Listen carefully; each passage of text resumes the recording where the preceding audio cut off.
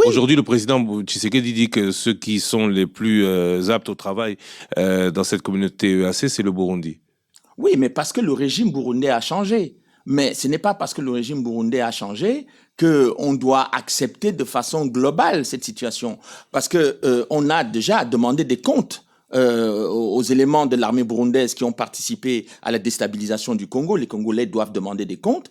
Et si aujourd'hui il y a un nouveau président qui est beaucoup plus conciliant et qui considère que ce qui est en train d'être fait au Congo est inacceptable, bon, ce n'est pas une raison nécessairement pour accepter le Burundi, parce que d'ailleurs, pourquoi ne pas accepter l'Ouganda et pourquoi ne pas accepter le Rwanda? Donc, j'ai considéré que tactiquement, c'était une mauvaise affaire, et je suis ravi de constater qu'au bout de quelques mois de présence inefficace et insignifiante sur le territoire congolais, pendant que le M23 continue de porter le fer au feu, eh bien, les autorités congolaises sont arrivées à la conclusion que les forces est-africaines n'ont pas vocation à rester là-bas. Vous dites que les Congolais doivent faire plus. L'armée, longtemps sous embargo, un embargo qui disait pas son nom, il est clair qu'aujourd'hui, l'armée congolaise n'est peut-être pas en mesure de faire face seule.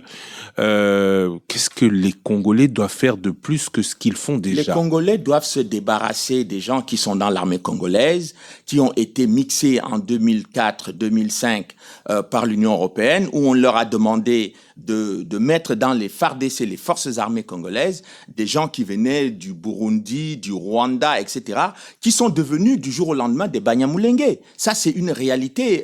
Moi, j'ai découvert ça d'ailleurs dans les rapports de l'Union européenne. Oui, mais les Banyamulenge se considèrent comme Congolais d'origine. Vous avez des Banyamulenge historiques et vous avez des Banyamulenge de circonstances. Vous y consacrez même un chapitre. Bon, j'ai découvert, par exemple, et ça, c'est pas moi qui le dis, et ça devrait être l'objet d'un débat national au Congo.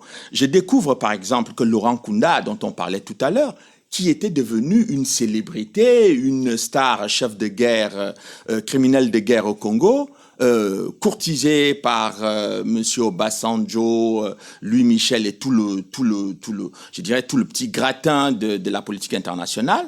Eh bien, un rapport de 10 pages de la MONUC dit que Monsieur Laurent Nkunda n'est pas congolais. Les Rwandais. Il est rwandais, et c'est pour cette raison qu'il est rentré chez lui. Et comment il est devenu congolais?